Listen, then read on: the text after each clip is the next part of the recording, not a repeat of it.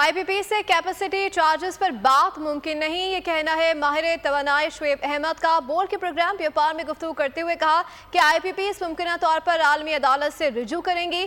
سستی بجلی کا خواب دنوں میں پورا ہوتا ہے۔ کہا کہ اگر آئینی ترمیم پر اتنی پھرتیاں دکھائی جا سکتی ہیں تو عوامی مسائل کے لیے بھی بہت کچھ کیا جا سکتا ہے۔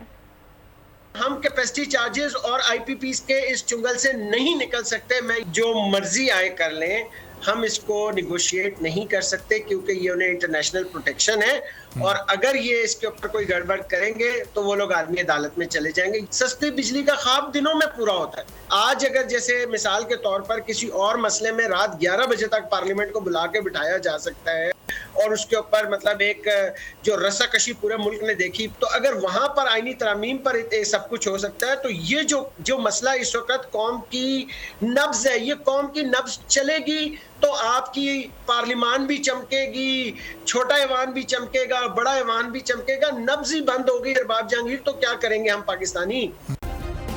سبسکرائب کریں اور بیل دبائیں تاکہ کوئی خبر رہ نہ جائے۔